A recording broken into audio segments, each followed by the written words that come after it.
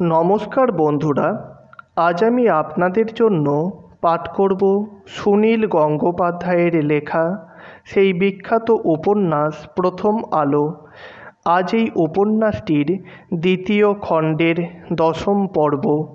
আজ এই উপন্যাসটি আমি পাঠ করেছি 489 নম্বর পৃষ্ঠা থেকে 498 নম্বর পৃষ্ঠা পর্যন্ত। তো চলুন শুরু করা যাক আজকের উপন্যাস। নরেনের রূপান্তর এবং আমেরিকার এই ধর্ম মহাসম্মেলনে উপস্থিতির পশ্চাৎপট অনেকটা রূপকথার মতন অবিশ্বাস্য শোনায় তো বটেই, প্রায় যেন অলৌকিকত্বের ধার ঘেঁষে যায়। সেই নরেন আর এই নরেন, বরানগর মঠের সেই ছিন্ন কন্থা পরিহিত ভিক্ষাজীবী এক বাউন্ডুলে যুবক, আর আমেরিকার এই মহতী জনসভায় সম্মানিত অতিথি।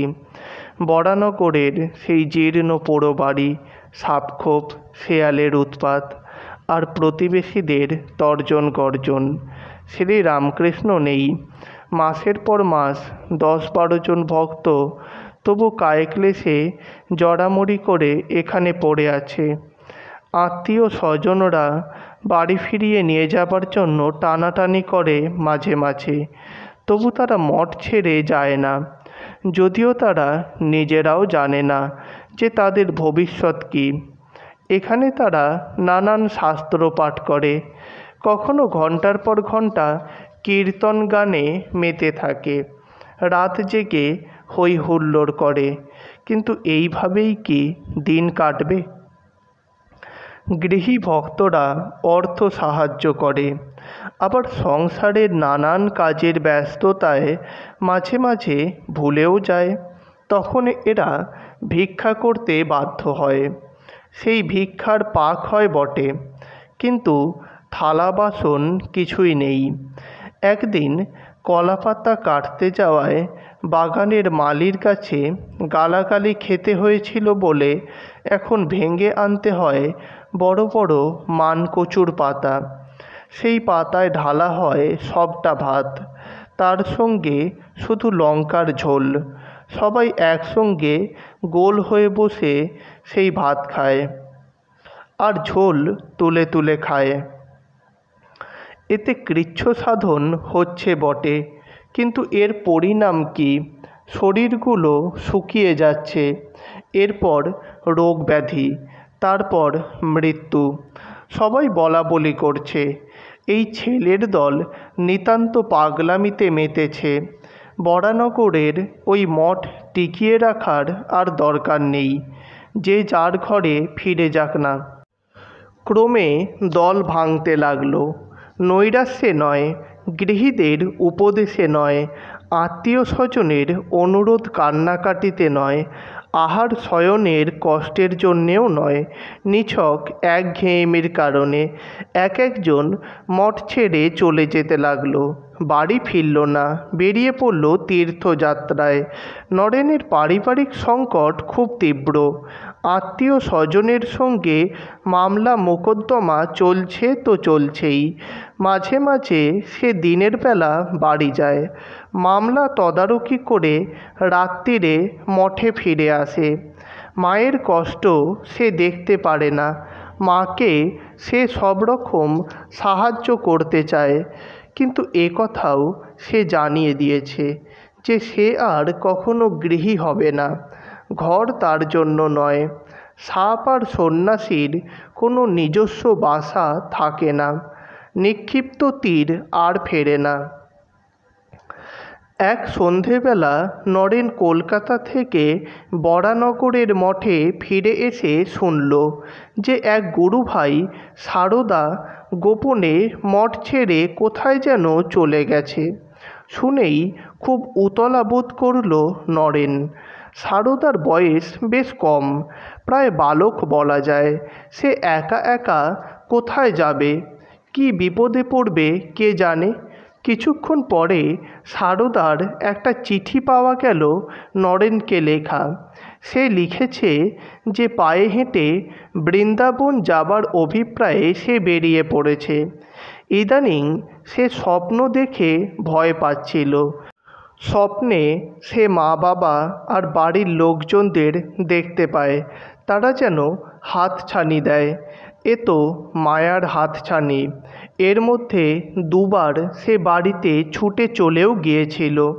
তারপর সে ঠিক করেছে এই মায়াপাশ কাটাতেই হবে। একবার সন্ন্যাসী হয়ে আবার সে গৃহী হতে পারবে না। তাই সে চলে যাচ্ছে বহু দূরে। কয়েকদিন নরেন খুব চিন্তিত হয়ে রইল। সারদার ঘটনাটা তার মনে একটা জোর ধাক্কা দিয়েছে। সারদা চলে গেছে শুনে সে এত বিচলিত হয়ে পড়েছিল কেন? সারদা তার কে? সন্ন্যাসীর আবার কোনো বন্ধন থাকে নাকি? নিজের সংসার ছেড়ে এসে সে কি এই মঠের সংসার চালাচ্ছে? এখানে অনেক সমস্যার সমাধান করতে হয় তাকেই। সন্ন্যাসীর পক্ষে এক জায়গায় বেশি দিন থাকা মানায় না। বহতা জল আর রমতা সাধু এরাই পবিত্র থাকে। এবার নরেনকেও বেরিয়ে পড়তে হবে। সে এ দেশটাকে চিনতে চায়। কারুকে কিছু না জানিয়ে নরেন একদিন মঠ ছেড়ে চলে গেল। তারপর শুরু হলো তার পরিব্রাজক জীবন। পিছুটান নেই, সামনেও নির্দিষ্ট কোনো অভীষ্ট নেই, শুধু চলা, কখনো পায়ে হেঁটে, কখনো ট্রেনে, অঙ্গে গেরুয়া কৌপিন, হাতে একটি লম্বা লাঠি আর কমণ্ডলু, আর একটা পুঁটলিতে খানকতক বই। পড়ার নেশা সে ছাড়তে পারে না। পড়ার ব্যাপারে তার কোনো বাছবিচার নেই। সে যেমন বেদান্ত পড়ে, তেমনি জুল ভার্নের রোমাঞ্চকর উপন্যাসও পড়ে। কোথাও কেউ ভালো খাবার দিলে সে বিনা দ্বিধায় পেট পুড়ে খায়।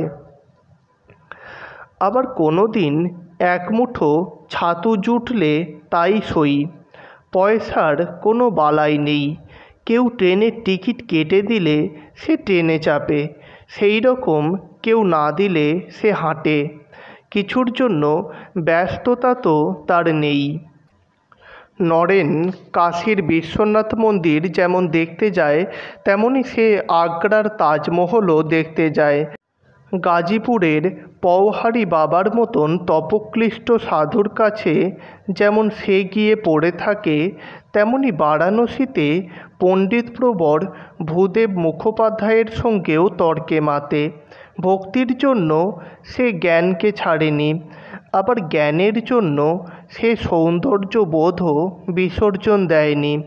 বেশ কিছুকাল ঘোরাঘুরির পর এক জায়গায় অসুস্থ হয়ে পড়ল নরেন। শরীরের ওপরে নিপীড়নের মাত্রা বেড়ে গিয়েছিল। এবার শরীর বুঝি যায়। এক নবলব্ধ শিষ্য পরিবার তাকে পৌঁছে দেয় কলকাতায়। বরানগরের মঠে শশী, রাখাল, বাবুরাম, লাটুদের সেবায় সাহচর্যে সুস্থ হয়ে উঠল সে। কিছুদিন আনন্দে কাটল, কিন্তু পথ যাকে একবার টেনেছে সে আর ঘরে থাকবে কি করে? বাঙালিরা ছড়িয়ে আছে সারা ভারতে। ডাক্তার, উকিল, সাংবাদিক, স্কুল মাস্টার, রেলের স্টেশন মাস্টার অধিকাংশই বাঙালি। বাঙালিরা আগে ইংরেজি শিখেছে, তাই এই সব জীবিকায় তারা অগ্রণী। অনেক জায়গাতেই নরেনের থাকার জায়গা জুটে যায়। কোথাও কোথাও হঠাৎ নরেনের প্রেসিডেন্সি কলেজের বন্ধুরও সাক্ষাৎ পাওয়া যায়। তারা সব প্রতিষ্ঠিত, উচ্চ চাকুরে, আর নরেনের ধূলিধূসরিত খালি পা, ময়লা চিটচিটে গেরুয়া বসন, কোটরে বসা দুই চোখ, মাথার চুলে জট। নরেনের কলেজি বন্ধুরা নরেনকে চিনতে পেরে স্তব্ধবাক হয়ে যায়। এক স্থানে আশ্রয় পেলে সেই আশ্রয়দাতাই পরবর্তী কোনো স্থানের পরিচিত ব্যক্তির ঠিকানা দিয়ে দেয়। ক্রমে নরেনের পরিচিতের সংখ্যা বাড়ে। রাস্তার ধারে মুচি কিংবা উচ্চ পদস্থ রাজপুরুষও বন্ধু হয় তার। ট্রেনে যাওয়ার সময় নরেনের চেহারা দেখে ও দু একটি কথা শুনেই আকৃষ্ট হয় সহযাত্রীরা। নরেন গৌরবর্ণ সুপুরুষ, তার মুখে কখনো দীন ভাব ফোটে না। সে নিঃস্ব হলেও কারো কৃপাপ্রার্থী নয়। তাছাড়া নরেনের ইংরেজি পরিষ্কার, ওজস্বিনী। ইংরেজি বলা সাধু এদেশে কেউ আগে দেখেনি। এ সাধু শুধু ইংরেজি বলে না, প্রাচ্য পাশ্চাত্যের ধর্ম ও দর্শন সম্পর্কে অগাধ জ্ঞান এবং চিন্তাভাবনায় আধুনিক। ট্রেনের কামরাতেই একবার নরেনের সঙ্গে মহারাষ্ট্রের প্রসিদ্ধ জননেতা বালগঙ্গাধর তিলকের পরিচয় হয়। তিলক রামকৃষ্ণ পরমহংসের নাম শোনেননি, নরেন সম্পর্কে কিছুই জানে না। শুধু তার কথা শুনে মুগ্ধ হয়ে নিজের বাড়িতে ডেকে এনে স্থান দিলেন কয়েক দিনের জন্য। ক্রমে এই শিক্ষিত তরুণ সুদর্শন সন্ন্যাসীর খ্যাতি ছড়িয়ে পড়ে উচ্চ মহলে। রাজস্থান ও দক্ষিণ ভারতের বিভিন্ন রাজপরিবার তাকে অতিথি হিসেবে পেয়ে ধন্য হয়। আলোয়ার, কোটা, খেতড়ি, রামনাদের রাজা, হায়দ্রাবাদের নিজাম, এমনকি ভারতীয় রাজন্যবর্গের মধ্যে যিনি প্রধান হিসেবে গণ্য সেই মহীশূরের রাজার সঙ্গেও তার বন্ধুত্ব হয়। প্রত্যেকেই নরেনের বিদ্যাবুদ্ধির পরিচয় পেয়ে বিস্মিত। তারা বুঝতেই পারে না কলকাতা বিশ্ববিদ্যালয়ের এক কৃতী পুরুষ এরকম পাগলের মতন ঘুরে বেড়ায় কেন। আলোয়ার রাজ্যের মহারাজ একদিন তো জিজ্ঞাসা করেই ফেললেন, স্বামীজি, আমি তো শুনেছি আপনি বিদ্বান ও মহাপণ্ডিত, ইচ্ছে করলেই প্রচুর অর্থ উপার্জন করতে পারেন, তবু আপনি ভিক্ষাবৃত্তি অবলম্বন করে ঘুরছেন কেন? নরেন সহাস্যে বলল, আগে আমার একটা প্রশ্নের উত্তর দিন তো। আপনি রাজকার্যে অবহেলা করে প্রায়ই জঙ্গলে গিয়ে সাহেবদের মতন জন্তু জানোয়ার শিকার ইত্যাদি আমোদ প্রমোদে সময় কাটান কেন? মহারাজ থতমত খেয়ে বললেন, হ্যাঁ, ওসব করি বটে, তবে কেন করি তা বলতে পারি না। ভালো লাগে, ভালো যে লাগে তা নিঃসন্দেহে বলতে পারি। নরেন বলল, আমারও ভালো লাগে বলেই আমি ফকির সেজে এখানে সেখানে ঘুরে বেড়াই। আর একজন নরেনকে জিজ্ঞেস করেছিল, আপনি গেরুয়া পরেন কেন? গেরুয়া কাপড়ের কী বৈশিষ্ট্য আছে? নরেন সঙ্গে সঙ্গে উত্তর দিল, সাধারণ লোকের মতন জামা কাপড় পরলে আমি খুব বিপদে পড়তাম। দেশে তো ভিখারির অভাব নেই। পথের ভিখারিরা আমাকে ভদ্রলোক মনে করে ভিক্ষা চাইতো, কিন্তু আমি তো নিজেই একজন ভিক্ষুক। আমার হাতে একটা পয়সাও থাকে না। আবার কোনো প্রার্থীকে ফিরিয়ে দিতেও কষ্ট হয়, তাই গেরুয়া পরি। আমাকেও ভিক্ষুক মনে করে অন্য ভিখারিরা পয়সা চায় না। কোনো কোনো রাজা নরেনের সঙ্গে 2-4 দিন আলাপ আলোচনা করে এতই মুগ্ধ হয় যে তারা নরেনকে রাজগুরু পদে বরণ করে ধরে রাখতে চায়। কিন্তু নরেন যে রমতা সাধু, তার শিকড় গাড়তে নেই। সব অনুরোধ উপরোধ অগ্রাহ্য করে রাজভোগ ছেড়ে সে আবার পথে নেমে পড়ে। আজ সে রাজার অতিথি সদনে রাত কাটাচ্ছে, পরদিন কোনো গাছতলায়। কেউ কিছু উপহার দিলেও সে নেয় না। অনেকে জোর করে পকেটে টাকা গুঁজে দিতে চায়। নরেন প্রত্যাখ্যান করে। খুব পীড়াপিড়ি শুনলে বলে, আপনি বরং পরবর্তী গন্তব্যের জন্য আমার একটা ট্রেনের টিকিট কেটে দিন। মহীশূরের মহারাজ বহু মূল্যবান সোনারূপার দ্রব্য দিতে চেয়েছিলেন। একেবারে কিছু না গ্রহণ করলে অশিষ্টতা প্রকাশ পায়। কোনো ধাতুদ্রব্যই সে নিতে পারে না। শেষে সে একটা চন্দন কাঠের ছোট হুঁকো নিয়ে পুঁটলিতে রাখল। আর সব ছাড়লেও তামাকের নেশা নরেন কিছুতেই ছাড়তে পারেনি। আমেরিকাতে এসেও একটা চুরুটের দাম 8 আনা দেখে সে আঁতকে উঠেছিল। দিনে 7-8খানা চুরুট তো তার লাগেই। আমেরিকায় পাড়ি দেবার ইচ্ছেটা তার মনে একটু একটু করে দানা বাঁধছিল। মনস্থির করতে অনেক সময় লেগেছে। হরিদ্বার, ঋষিকেশ থেকে দ্বারকা, ত্রিবান্দ্রম থেকে সেতুবন্ধ রামেশ্বর, হিমালয় থেকে কন্যাকুমারী, সারা ভারতবর্ষ এফোর ওফোর করে ঘুরে বেড়ালো নরেন। পর্যটনে শুধু তো প্রকৃতির রূপ দেখা যায় না, মানুষই প্রধান দ্রষ্টব্য। মানুষ মানুষ, অসংখ্য মানুষ। রাজা মহারাজা আর কজন, সচ্ছল চাকুরিজীবী ব্যবসায়ী বা কত, অধিকাংশই তো দরিদ্র নিপীড়িত জনসাধারণ। দুবেলা আহার জোটে না, মাথা গোঁজার ঠাঁই নেই। দারিদ্র্যের এমনই কুম্ভীপাক যে কেউ বিদ্যাশিক্ষার সুযোগ পায় না, শিল্প সংস্কৃতি নিয়ে মাথা ঘামায় না, ধর্মের মর্মও বোঝে না। যে মহান ভারতের ঐতিহ্য নিয়ে আমরা গর্ব করি, তার অবস্থা এখন এত নিম্ন স্তরে এসে পৌঁছেছে। 30 কোটি মানুষ, তার মধ্যে শতকরা 1জন মাত্র ইংরেজি শিক্ষিত। ইদানিং সেই শিক্ষিতদের মধ্যেও বেকারের সংখ্যা প্রচুর। তারা কৃষিভিত্তিক সমাজ থেকে বিচ্ছিন্ন। আবার ইংরেজি শিখেও জীবিকার সংস্থান করতে পারে না। ইংরেজের শাসনের প্রধান উদ্দেশ্য শোষণ। ভারতীয়দের নিজস্ব সম্পদ বলতে আর কিছু নেই। এই রকম অবস্থায় ধর্মেরও অধঃপতন হয়। জ্ঞানমার্গ, ভক্তিমার্গ, যুক্তিমার্গ সব চুলোয় গেছে। এখন শুধু ছুঁতমার্গ। জাতপাতের হাজার বিভেদ। হিন্দু ধর্মে ধর্মান্তর নেই। অন্য দেশে তারা ধর্ম প্রচার করতে যায়নি। অন্য ধর্মের মানুষদের হিন্দু ধর্মের আশ্রয়ে টেনে আনেনি কখনো, বরং নিজেদের ধর্মের মানুষদেরই জাতিচ্যুত করেছে, অপমান করে দূরে ঠেলে দিয়েছে। এক এক সময় নরেনের মনে হয়েছে, চুলোয় যাক ধর্ম। যে ধর্ম মানুষের অপমান করে তা আবার ধর্ম নাকি?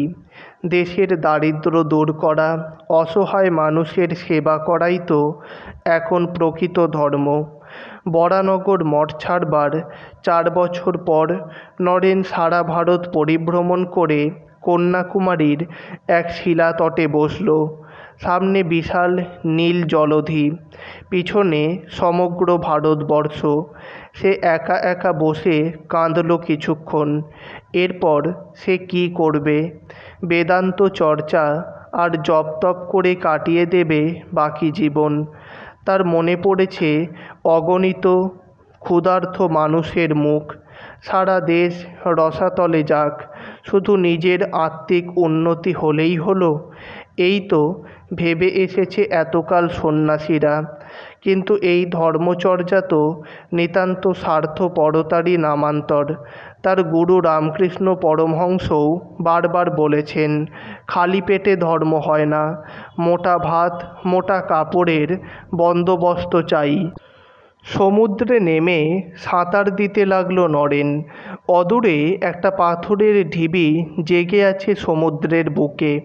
সেই পাথরে উঠে নরেন মহাসমুদ্রের দিকে পিছন ফিরে যেন দেখতে পেল ভারতের মহা জনসমষ্টি, অভুক্ত, অর্ধনগ্ন। এদের উদ্ধার করতে না পারলে ধর্মপ্রচার নিতান্ত অপপ্রয়াস। কিভাবে এদের উন্নতি করা সম্ভব? বিজ্ঞান ছাড়া গতি নেই। বৈজ্ঞানিক কারিগরি ও যন্ত্রপাতি নির্মাণে পশ্চিম দেশগুলি অনেক এগিয়ে গেছে। সেই কারিগরি নিয়ে আসতে হবে ভারতে, কিন্তু তারা দেবে কেন? ইংরেজরা তো কিছুতেই দেবে না। অন্য দেশগুলির কাছে ভিক্ষুকের মতন হাত পাতলে তারা ঘৃণায় প্রত্যাখ্যান করবে। ভিক্ষুককে কেউ রেয়াত করে না, চাই বিনিময়ে। ওদের কাছ থেকে কিছু নিতে হলে ওদেরও কিছু দিতে হবে। এই রিক্ত হীনবল ভারতের দেবার মতন কি আছে? স্বর্ণ নেই, শস্য নেই, শুধু এখনও রয়ে গেছে কিছু আধ্যাত্মিক জ্ঞান ও দর্শন। পশ্চিমের মানুষ এখন আধ্যাত্মিক ব্যাপারে নানান দ্বিধা, সংশয় ও নৈরাশ্যে ভুগছে। তাদের কাছে গিয়ে বলা যেতে পারে, তোমরা আমাদের উদরের অন্ন দাও, আমরা তোমাদের মানসিক খাদ্য দেব। পশ্চিম দেশে গিয়ে রাস্তায় রাস্তায় ঘুরে এ কথা বলা যাবে না। শিকাগোতে যে বিশ্ব ধর্ম সম্মেলন হচ্ছে, সেই মঞ্চই প্রকৃষ্ট স্থান। সেই মঞ্চে দাঁড়িয়ে এই বক্তব্য পৌঁছে দেওয়া যেতে পারে অনেকের কাছে। এর আগে বিভিন্ন স্থানে যখন বিদেশ যাত্রার প্রসঙ্গ উঠেছে, তখন অনেক রাজা মহারাজা নরেনকে সাহায্যের প্রতিশ্রুতি দিয়েছিল। কিন্তু নরেন ঠিক করল, যদি ভারতের প্রতিনিধি হয়েই তাকে যেতে হয়, তাহলে ভারতের মানুষই তাকে চাঁদা করে পাঠাবে। সাধারণ মানুষের চাঁদা দেওয়ার সঙ্গতি নেই, টাকা তুলতে হবে মধ্যবিত্তদের কাছ থেকে। মাদ্রাজে কিছু শিক্ষিত তরুণ যুবক তার খুব অনুরক্ত হয়ে পড়েছিল। এদের মধ্যে পেরুমল আলাসিঙ্গা নামের যুবকটি তার বিশেষ ভক্ত। মাদ্রাজে ফিরে এসে নরেন আলাসিঙ্গাকে তার অভিপ্রায়ের কথা জানাতেই সে খুব উৎসাহিত হয়ে উঠল। মাদ্রাজের এই যুবকদের নরেন সম্পর্কে বদ্ধমূল ধারণা জন্মে গেছে যে এই তেজস্বী তরুণ সন্ন্যাসী অসাধারণ কিছু কীর্তি রেখে যাবে। বাংলার কেউ কিছু জানল না। গুরুভাইদের সঙ্গেও নরেনের অনেক দিন যোগাযোগ নেই। দক্ষিণ ভারতে চাঁদা তোলা হতে লাগলো তার জন্য। শেষ পর্যন্ত অবশ্য টাকা উঠল না। জাহাজ ভাড়া ও আনুষঙ্গিক খরচ আছে। আমেরিকায় কতদিন থাকতে হবে তারও ঠিক নেই। বাধ্য হয়ে সাহায্য নিতে হলো রাজাদের কাছ থেকে। অনেকেই কিছু কিছু সাহায্য করলেন। সবচেয়ে উদারহস্ত প্রসারিত করে দিলেন খেতড়ির রাজা অজিত সিং। এই অজিত সিং তো নরেনের প্রায় শিষ্য ও সখা বনে গেছে। বহুকাল ধরে সে অপুত্রক ছিল।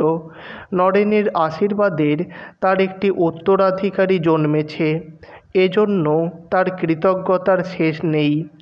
অজিত সিংই নরেনের পোশাকের পরিকল্পনা করে দিলেন। দরিদ্র সন্ন্যাসীর বেশে গেল পশ্চিমে, কেউ গ্রাহ্য করবে না। পরিচ্ছদের ঔজ্জ্বল্যে আগে ওদের দৃষ্টি আকর্ষণ করা চাই। এবং সন্ন্যাসী নরেনের নাম কি হবে? বরানগরের মঠে বিরজা হোমের পর রামকৃষ্ণ পরমহংসের শিষ্যরা আনুষ্ঠানিকভাবে সন্ন্যাস নিয়েছিল। নরেনই গুরুভাইদের এক একজনকে এক একটি নতুন নাম দিয়েছিল। রাখালের নাম হলো ব্রহ্মানন্দ, বাবুরামের নাম হলো প্রেমানন্দ, কালীপ্রসাদ হলো অভেদানন্দ, লাটু হলো অদ্ভুতানন্দ। নরেনের ইচ্ছা ছিল সে নাম নেবে রামকৃষ্ণানন্দ, কিন্তু আগেভাগেই শশী ওই নামটা চেয়ে বসল। তখন নরেন নিজের নাম নিল বিবিদিশানন্দ। যেমন বিদঘুটে নাম, মানে বোঝা যায় না, উচ্চারণ করার তেমনই অসুবিধে। ভ্রমণের সময় সেটা বদলে সে সচ্চিদানন্দ করে নিল। কখনো সখনো চিঠিতে লিখত বিবেকানন্দ। খেতড়ির রাজা অজিত সিং শেষ নামটাই পছন্দ করলেন, স্বামী বিবেকানন্দ। খেতড়ির রাজা আরেকটি দারুণ উপকার করেছিলেন। নরেন সন্ন্যাসী হোক বা নাই হোক, সে কখনো মাকে ভুলতে পারবে না, মায়ের কষ্ট সহ্য করতে পারবে না। সমুদ্র পাড়ি দেবার পর সে আবার কবে ফিরতে পারবে না পারবে তার ঠিক নেই। বিদেশে বেঘোরে প্রাণটাও যেতে পারে, তখন মায়ের কি হবে? খেতড়ির রাজা নরেনের এই দুশ্চিন্তা টের পেয়ে তার মায়ের জন্য মাসোহারা আর তার ছোট ভাইয়ের শিক্ষার জন্য ব্যবস্থা করলেন। নির্দিষ্ট সাহায্য পাঠাবারও প্রতিশ্রুতি দিলেন। মাদ্রাজি ভক্তরা জাহাজের দ্বিতীয় শ্রেণীর টিকিট কেটে দিয়েছিল। খেতড়ির রাজা সেটাকে প্রথম শ্রেণীতে উন্নীত করে দিয়েছেন। দিনহীনের মতন নেটিভের পোশাকে এই শ্রেণীতে যাওয়া যায় না। নরেন গেরুয়া ছেড়ে ট্রাউজার ও লম্বা কোট পরেছে, পায়ে মোজা ও বুট জুতো। যে মুষ্টিমেয় কয়েকজন তাকে বিদায় জানাতে এসেছিল তারা সবিস্ময়ে দেখল খালি পায়ে যে সারা ভারত ঘুরেছে সেই সন্ন্যাসী এই পোশাকেও বেশ অভ্যস্ত। বিদায়ের ক্ষণে নরেন বিশেষ কোনো কথা বলতে পারল না, গম্ভীরভাবে পায়চারি করতে লাগলো শুধু। গুরু ভাইয়ারা কিছু জানে না, তারা সারা ভারতেও বিশেষ কিছু জানে না, কোনো সংবাদপত্রেই তার নাম উল্লেখ নেই। তবু তার কাঁধে এক বিশাল দায়িত্ব। কয়েকজন শুভার্থী অনেক ভরসা নিয়ে তাকে পাঠাচ্ছে। সেই জড়বাদী ভোগবাদীদের দেশে গিয়ে এ দায়িত্ব সে পালন করতে পারবে তো? সমুদ্র যাত্রা নিয়ে কয়েকজন আপত্তি জানিয়েছিল। নরেন তাদের কথা ফুৎকারে উড়িয়ে দিয়েছে। মাদ্রাজি ব্রাহ্মণদের সে দাপটের সঙ্গে জিজ্ঞেস করেছিল, কোন শাস্ত্রে সমুদ্র যাত্রার নিষেধ আছে? আমাকে দেখান তো। তরুণ ভক্তদের সে বলেছে, কোনো শাস্ত্রে যদি এমন কথা থাকেও তো সে শাস্ত্র বদলাতে হবে। সে সমস্ত সামাজিক লোকাচার এ যুগের উপযুক্ত নয়, সেগুলো ছুঁড়ে ফেলে দেবে। পুরুষদের কথা একদম মানবে না। সমুদ্র নরেনের ভালো লাগে। যে জলরাশির পরপার দেখা যায় না, তার যেন এক অজানা রহস্যের হাতছানি আছে। এতকাল হিন্দুরা সেই হাতছানি উপেক্ষা করে রইল কীভাবে? তাতেই তো অন্য জাতিগুলি এত এগিয়ে গেল। নরেনের জাহাজ এসে পৌঁছল কানাডার ভ্যাঙ্কুভার বন্দরে। সেখান থেকে ট্রেনে শিকাগোয় আসতে 3 দিন লেগে গেল। টাকা পয়সা হু হু করে খরচ হয়ে যাচ্ছে। নতুন দেশে যে পাচ্ছে সেই ঠকাচ্ছে, স্টেশনের কুলিরা পর্যন্ত। জাহাজে ওঠার সময় নরেনের সম্বল ছিল প্রায় 1000 টাকা মাত্র। এখন সন্ন্যাসী হয়েও তাকে টাকার হিসেব রাখতে হচ্ছে, ব্যয় করতে হচ্ছে টিপে টিপে। শিকাগো পৌঁছনোর পর নরেন বুঝতে পারল কি আহাম্মকির কাজই না সে করেছে। আমেরিকায় একটা ধর্ম সম্মেলন হচ্ছে শুনেই হুট করে সেখানে চলে আসা যায়। এ যেন উঠল বাই তো কটক যাই। আগে থেকে কিছু যোগাযোগ করা হয়নি, কোনো আমন্ত্রণপত্র নেই, এমনকি কোনো পরিচয়পত্র পর্যন্ত নেই। কোনো ধর্ম সম্প্রদায়ের প্রতিনিধিত্ব করতে গেলে তার প্রমাণ দিতে হবে না? সমগ্র হিন্দু সমাজের মুখপাত্র হিসেবে নরেনকে কে নির্বাচন করল? সে কি গায়ে মানে না আপনি মোড়ল? আমেরিকায় সব কিছু নিয়মতন্ত্র মেনে চলে, তাকে এখানে পাত্তাই দেবে না কেউ। যেসব শুভার্থীরা তাকে এখানে পাঠালো তাদেরও কারুর মাথায় এসব কথা আসেনি। আরও ভয়ঙ্কর ব্যাপার, নরেন শিকাগোয় এসে জানল সম্মেলন শুরু হতে এখনও 1 মাস দেরি আছে। আর কোনো দেশের প্রতিনিধিরা এখনও এখানে এসে পৌঁছয়নি। তারা আসবে সম্মেলনের 2-3 দিন আগে। এই 1 মাস নরেন থাকবে কোথায়, খাবে কি? ভিক্ষে করতে গেলেই এখানে জেলে পুরে দেবে। সম্মেলনে আবেদনপত্র জমা দেবার শেষ তারিখও পার হয়ে গেছে। উদ্যোক্তাদের আতিথ্য সে কোনো ক্রমে পাবে না। শিকাগোর সাউথ ওয়াবাশ এভিনিউতে দাঁড়িয়ে নরেন কিংকর্তব্য বিমূঢ় হয়ে শীতে কাঁপছে। এদেশের আবহাওয়া সম্পর্কে কোনো খোঁজ খবর নিয়ে আসেনি সে। বাংলার 6টি ঋতু, পশ্চিমের লোকেরা তার মধ্যে 2টি ঋতুর নামই জানে না। এদেশে একটি ঋতুই প্রধান, তার নাম শীত। এই শীতের ধারপাশ ঘেঁষে কখনো গ্রীষ্ম, কখনো বসন্ত, কখনো শরৎ উঁকি মেরে যায়। কিন্তু ওই সব ঋতুতেই যদি হঠাৎ জাঁকিয়ে বৃষ্টি নামে, থার্মোমিটারের পারা অনেক বেশি নেমে যায়। হু হু করে ছুটে আসে হিমেল হাওয়া।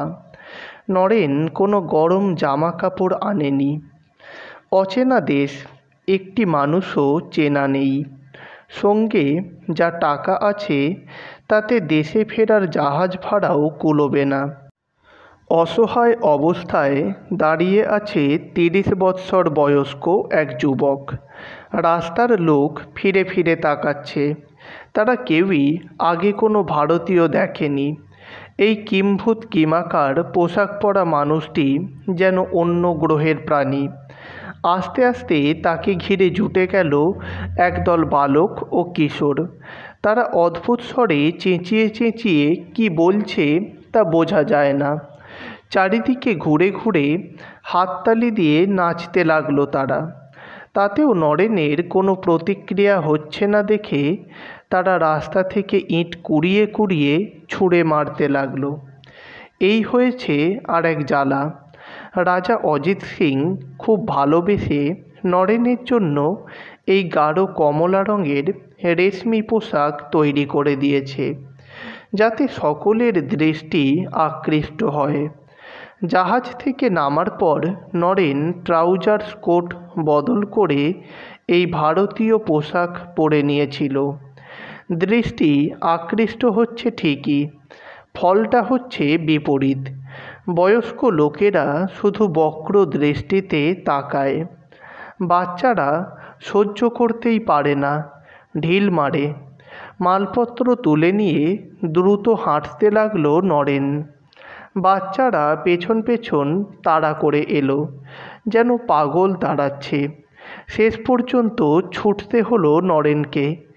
ছুটতে ছুটতে সে একটা হোটেলের দরজায় পৌঁছে গেল। এদেশে পয়সা থাকলেই হোটেলে আশ্রয় পাওয়া যায় না। সভ্যতার অগ্রগতির মধ্যেও অদ্ভুত একটা পরিহাস আছে। যে সমাজ একদিকে খুব উদার, সেই সমাজই অন্যদিকে গোঁড়া। একদিকে যুক্তিবাদী, অন্যদিকে অন্ধ। যারা মানবতার নামে জয়ধ্বনি দেয়, তারাই আবার ধর্মের তফাৎ কিংবা গায়ের সাদা কালো রঙের তফাৎ ভুলতে পারে না। নিজের দেশে নরেন একজন গৌরবর্ণ পুরুষ। পশ্চিমীদের চোখে সে কালো। আমরা ক্যাটক্যাটে সাদা ও কুচকুচে কালোর মাঝখানেও অনেকগুলি রং দেখতে পাই। সাহেবরা পারে না, তাদের চোখের দোষ আছে। কালো লোকদের জন্য হোটেলে জায়গা নেই। কেউ ভদ্র ভাষায় প্রত্যাখ্যান করে, কেউ মুখের উপর দরজা বন্ধ করে দেয়, কেউ বা নরেনের পোশাক দেখে বিকট মুখভঙ্গি করে, যেন চোখের সামনে রয়েছে এক অদ্ভুত জানোয়ার। নরেন দারুণ বিষণ্ণ, ক্লান্ত ও শীতার্ত। মাথা গোঁজার জন্য একটা ঘর পেতেই হবে, না হলে সে হয়তো মরেই যাবে। একটা রেল স্টেশনের স্নানঘরে ঢুকে নরেন পোশাক বদলে আবার প্যান্ট কোট পরে নিল। তারপর সস্তার হোটেলের বদলে গেল একটা বড় হোটেলে। এখানে বিভিন্ন দেশের মানুষ আসে। ঘর ভাড়া খুব বেশি। যত টাকাই লাগুক, তাকে তো বাঁচতে হবে আগে। 2-3 দিন সেই হোটেলে থেকে নরেন কিছুটা ধাতস্থ হয়ে নিল। বোঝার চেষ্টা করলো দেশটাকে। চুরুটের দাম 8 আনা। সব জিনিসের দামই এখানে অত্যন্ত বেশি। এখানকার ধনীরা বিপুল ধনবান, মধ্যবিত্তদের সংখ্যাই সর্বাধিক। গরিবও আছে বটে, কিন্তু তারা কেউ অনাহারে থাকে না। কিছু না কিছু কাজ সবাই পায়। নরেনের যা সম্বল তাতে সে এখানে দিন 15-র বেশি টিকতে পারবে না। সে সন্ন্যাসী, তার চাকরি খোঁজার প্রশ্নই ওঠে না। তাহলে সে কিসের ভরসায় এদেশে এসেছে? অনেকেই এই অবস্থায় ভেঙে পড়ে। প্রথম প্রথম ঘোর বিদেশে এসে অনেকেরই দেশের জন্য খুব মন কেমন করে, ইচ্ছে করে তখনই ফিরে যেতে।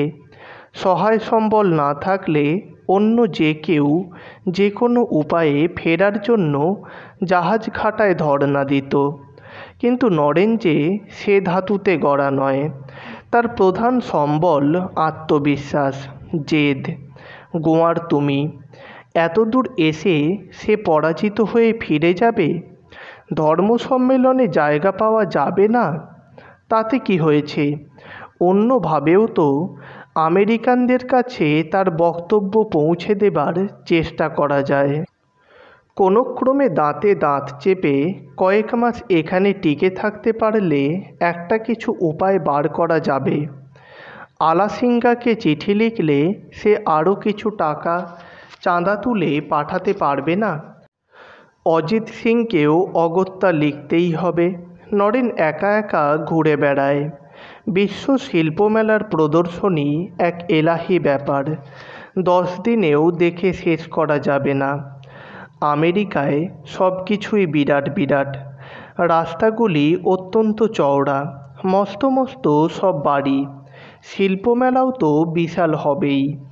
কিন্তু এসব দেখেও নরেন খুব একটা হতচকিত হয় না। আমেরিকায় এসে সে সবচেয়ে বিস্মিত হয় নারীদের দেখে। বস্তুত এদেশে এসেই যেন প্রথম নারীদের দেখল নরেন। দেশে থাকতে সে জননী, ভগিনী বা মাসি পিসিদের দেখেছে, কিন্তু নারী কোথায়? ভারতের নারীরা তো সব অন্তপুরে থাকে। সে হতভাগ্য দেশের প্রায় অর্ধেক জনসংখ্যাই তো গৃহবন্দিনী। আর এদেশে পথে ঘাটে সর্বত্র নারী। স্বাস্থ্যবতী সপ্রতিভ মহিলারা দোকানপাট করছে, ব্যবসা চালাচ্ছে। কোনো কাজেই তারা পিছিয়ে নেই। আগে কত শোনা গিয়েছিল, এই ধনবানদের দেশে সবসময় বিলাসের স্রোত বয়ে যায়। নারীরা এদেশে শুধু ভোগের সামগ্রী।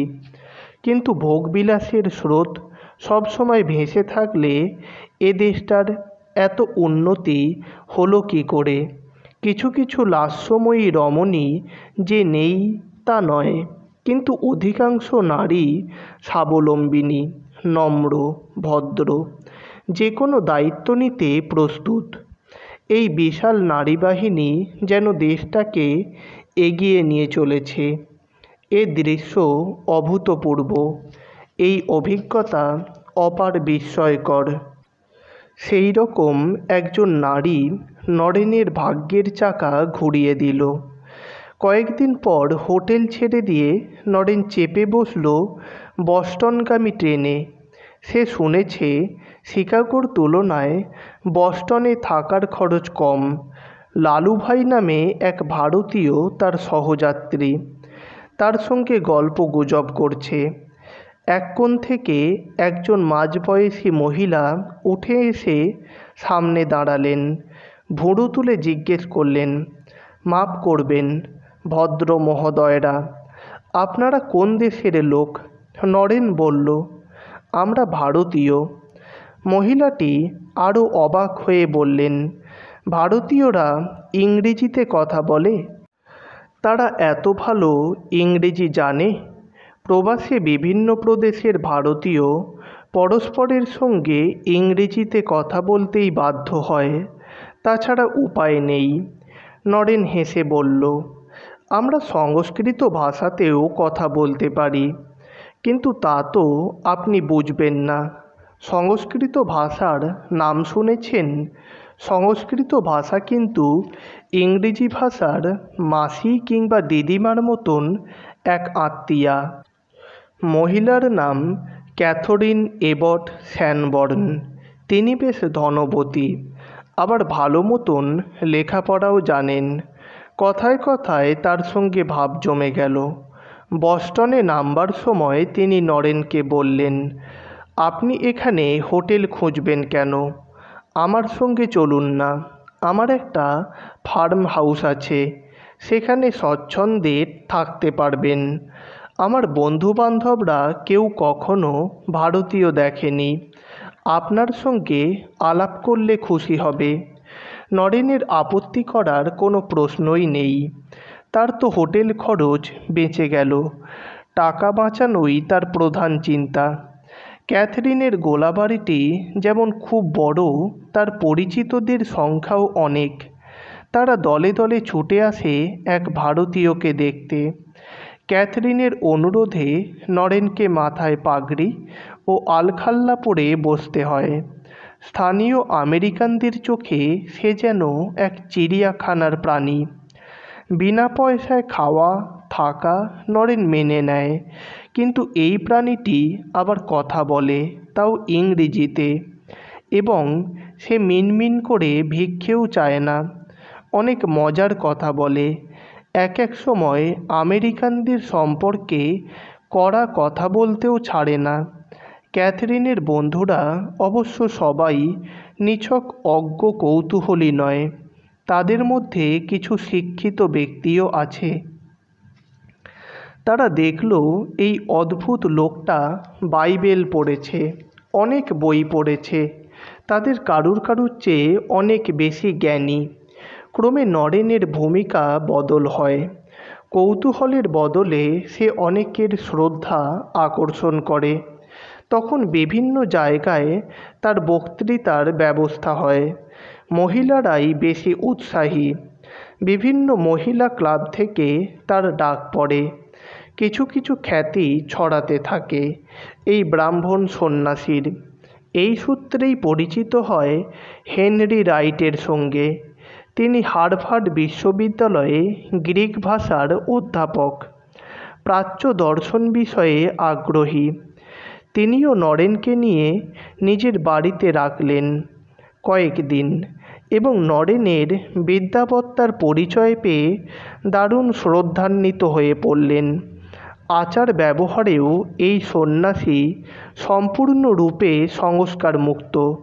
সকলের সঙ্গে এক টেবিলে বসে খানাপিনা করেন, এমনকি গোমাংস ভক্ষণেও আপত্তি নেই। ধর্ম মহাসভায় যোগদান বিষয়ে নরেন সম্পূর্ণ আশা ত্যাগ করেছিল। অধ্যাপক হেনরি রাইটই তাকে আবার উদ্দীপিত করলেন। উৎসব কমিটির সেক্রেটারির সঙ্গে হেনরি রাইটের পরিচয় ছিল। তিনি সেই সেক্রেটারিকে একটা চিঠিতে লিখলেন, এই সন্ন্যাসীকে অবশ্যই বক্তৃতার সুযোগ দেওয়া উচিত। ইনি এমনই একজন বিজ্ঞ ব্যক্তি, আমাদের এখানকার সবকটি অধ্যাপককে একত্র করলেও এর সমকক্ষ হবে না।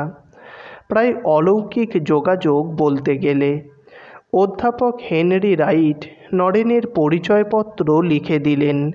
শিকাগোয় যাতে থাকার ব্যবস্থা হয় সে চিঠি লিখে দিলেন সঙ্গে করে। এমনকি শিকাগো যাবার ট্রেনের টিকিট পর্যন্ত কিনে দিলেন। এত সুযোগ পেয়েও নরেন একটা গণ্ডগোল করে ফেলল। শিকাগোতে ট্রেন থেকে নেমে পকেটে হাত দিয়ে দেখল, পকেটে 3খানা চিঠির মধ্যে রয়েছে মাত্র 1খানা, শুধু তার পরিচয়পত্রটি রয়েছে। কিন্তু বারোজ নামে যে ব্যক্তিটি তার থাকার ব্যবস্থা করে দেবে, তার নামে চিঠিটিও উধাও। তার ঠিকানাও নরেন জানে না। মহাসভার অফিসের ঠিকানাও গেছে হারিয়ে। এখন এই গোলকধাঁধার মতন শহরে সে যাবে কোথায়? বৃষ্টি পড়ছে খুব। নরেন স্টেশনের বাইরে এসে খানিকক্ষণ দাঁড়িয়ে রইল। সম্মেলন সমাসন্ন বলে এই শহরে বহু অতিথি এসে গেছে। বড় বড় হোটেল সব ভর্তি। একটু বাদে বৃষ্টির মধ্যে খুঁজতে বেরিয়ে নরেন কোনো হোটেলের জায়গা পেল না, কিংবা প্রত্যাখ্যাত হলো। উপায়ান্তর না দেখে সে ফিরে এলো রেল স্টেশনে। শীত থেকে বাঁচবার জন্য সে ঢুকে পড়ল একটা খালি কাঠের বাক্সের মধ্যে। সেই বাক্সের মধ্যে কুঁকড়ে মুকড়ে শুয়ে রইল নরেন। এই দেশের দরিদ্রতম ব্যক্তিও এমনভাবে রাত কাটায় না। নরেনের বুকটা খুব দমে গেছে। তীরে এসে তরি ডুবল। এতটা সুযোগ পেয়েও সে সব হারালো। এখন আর হাভার্ডে ফিরে গিয়ে অধ্যাপক রাইটের কাছ থেকে নতুন করে পরিচয়পত্র লিখিয়ে আনার সময় নেই। সম্মেলন শুরু হবে একদিন পরেই। কিন্তু হাল ছাড়লে তো চলবে না। পরদিন সকালেই সে বেরিয়ে পড়ল। যেমনভাবেই হোক ধর্মসভার কার্যালয়ে পৌঁছতেই হবে তাকে। সে এক একটা বাড়ির দরজায় ঘা দিয়ে জিজ্ঞেস করতে লাগলো, ধর্ম মহাসভার অফিসটা কোথায় আমাকে একটু বলে দেবেন? বিরাট লেক মিশিগানের তীরবর্তী এই বাড়িগুলিতে ধনীদের বাস। অনেকে ধর্ম মহাসভা সম্বন্ধে কিছুই জানে না। অনেকের ধারণা হলো এই লোকটা পাগল, একটা কালা আদমি, ময়লা পোশাক, দাড়ি না কামানো মুখ। সে বিড়বিড় করে কি বলছে। অবাঞ্ছিত বেড়াল কুকুরের মতন ভৃত্যরা দূর দূর করে তাকে তাড়িয়ে দিতে লাগলো। অনেকক্ষণ এরকম চেষ্টা করার পর বিফল মনোরথ হয়ে নরেন বসে পড়ল রাস্তায়। এরপরই স্বর্গ থেকে দেবদূতির আগমন। বিপদভঞ্জনে এগিয়ে এলো আর এক নারী। এক প্রাসাদের 3 তলার জানলায় দাঁড়িয়ে এক অপরূপা রমণী অনেকক্ষণ ধরে নরেনকে লক্ষ্য করছিলেন।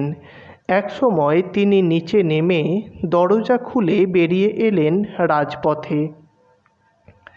নরেনের সামনে এসে তিনি সবচেয়ে অপ্রত্যাশিত প্রশ্নটি করলেন, মহাশয়, আপনি কি ধর্ম মহাসভার একজন প্রতিনিধি? এই মহিলার নাম শ্রীমতী হেল। এর নজর পড়ায় আর কোনো সমস্যাই রইল না। ইনি নরেনকে স্নান করিয়ে খাইয়ে দাইয়ে নিয়ে এলেন ধর্ম মহাসভার অফিসে। অধ্যাপক রাইটের ডাকে পাঠানো চিঠির ফলে সব ব্যবস্থাই হয়েছিল। সে প্রতিনিধি হিসেবে স্বীকৃতি পেল। তার থাকার ব্যবস্থাও নির্দিষ্ট হলো। এখন নরেন সেই মহাসম্মেলনের মঞ্চে উপবিষ্ট। দ্বিতীয় অধিবেশন শুরু হয়ে গেছে অপরাহ্নে। একে একে প্রতিনিধিরা বক্তৃতা শেষ করছেন। আর তো উপায় নেই। এবার নরেনকে দাঁড়াতেই হবে এই বিশাল জনসমষ্টির সম্মুখে। 4 জন বক্তার ভাষণ শেষ হবার পর নাম ঘোষিত হলো হিন্দু ধর্মের প্রতিনিধির। নরেনের বুকের কাঁপুনি এখন দ্বিগুণ। গুরুর নাম কিংবা মা কালীর কথা তার মনে পড়ল না। সে একবার মঞ্চের পেছন দিকে তাকালো। সেখানে 2 জন গ্রিক দার্শনিকের পাথরের মূর্তি সাজানো রয়েছে। আরেকটু দূরে একটি নারী মূর্তি, আকারে বেশ বড়। একটি হাত আশীর্বাদের ভঙ্গিতে তোলা, হয়তো কোনো গ্রিক বা রোমান দেবীর প্রতিমূর্তি। কিন্তু অনেকটা হিন্দুদের দেবী সরস্বতীর সঙ্গে মিল আছে। সেদিকে চেয়ে নরেন মনে মনে বলল, হে মা সরস্বতী, দয়া করো, আমার জিহ্বাগ্রে তোমার একটুখানি স্পর্শ দাও মা। ধীর পায়ে সে গিয়ে দাঁড়ালো রোস্ট্রামে। শ্রোতাদের মধ্যে মহিলাদের সংখ্যাই বেশি। কত বিভিন্ন বর্ণের পোশাক। হলে তিল ধারণের স্থান নেই। পেছন দিকে দাঁড়িয়ে আছে অনেকে। অন্য সবাই প্রথম সম্বোধন করেছে ভদ্র মহিলা ও ভদ্র মহোদয়গণ। এটাই বিলিতি সভ্যতার রীতি। নরেন বলল, হে আমেরিকাবাসী, ভগিনী ও ভাতৃবৃন্দ। সঙ্গে সঙ্গে হাততালি, প্রবল হাততালি। সমস্ত প্রেক্ষাগৃহ জুড়ে হাততালি, এবং সে হাততালি যেন থামতেই চায় না। এ তো ঠিক ভদ্রতার হাততালি নয়। নরেন নিজেই বেশ বিস্মিত হলো। ভারতে অনাত্মীয় মহিলাদের মা কিংবা বোন বলে সম্বোধন করার রীতি আছে। এদেশে নিজের মা বোন ছাড়া অন্যদের ওইভাবে ডাকাটা ন্যাকামির পর্যায়ে পড়ে।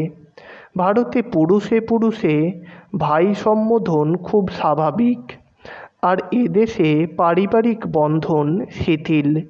নিজের ভাই বোনেরই অনেকে খবর রাখে না। পরিবারের বাইরে ভাই শব্দটার প্রায় ব্যবহার নেই বলতে গেলে, ইয়ার্কির ছলে ছাড়া। ভারতীয় সম্বোধন এদের এত পছন্দ হয়ে গেল। এত হাততালিতে অনেকখানি ভরসা পেল নরেন।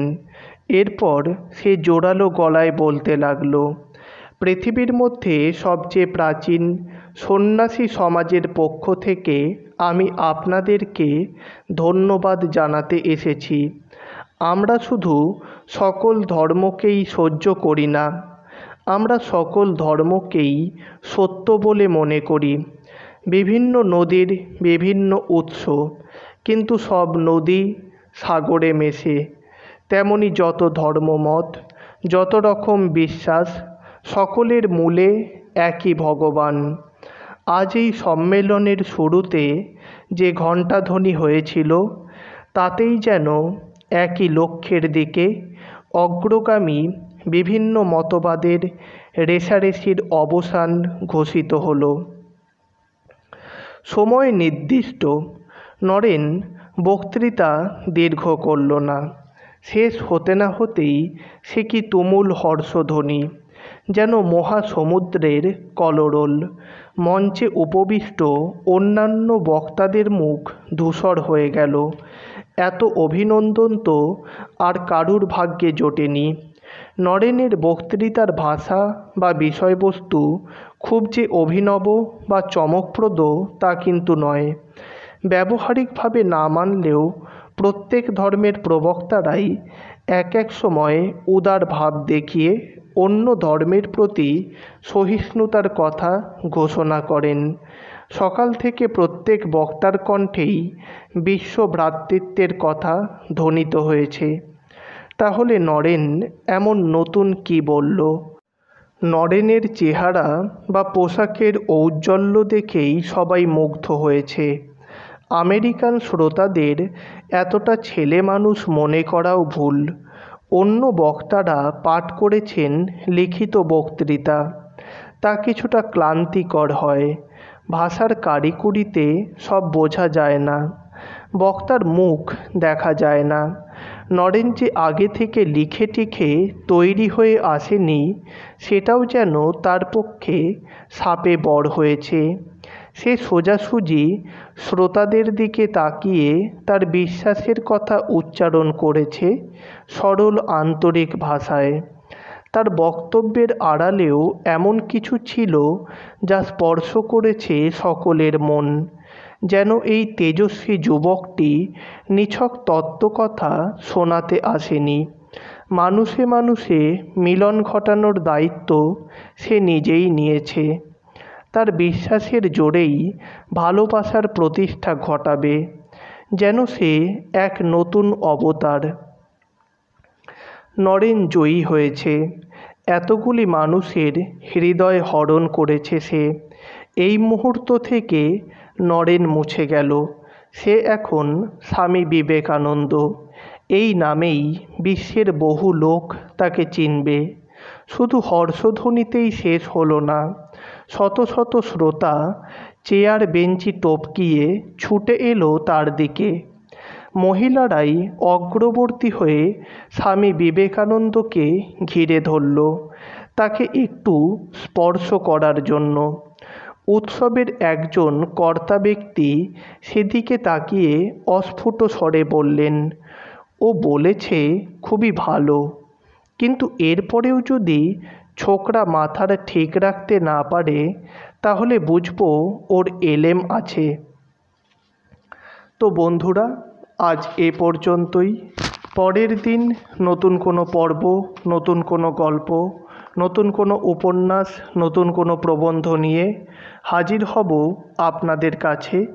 আর হ্যাঁ, চ্যানেলটিকে সাবস্ক্রাইব করে অবশ্যই সমৃদ্ধ করবেন, যাতে নতুন কোনো গল্প, উপন্যাস বা প্রবন্ধ প্রকাশের সঙ্গে সঙ্গে আপনাদের কাছে পৌঁছে যেতে পারি। ধন্যবাদ।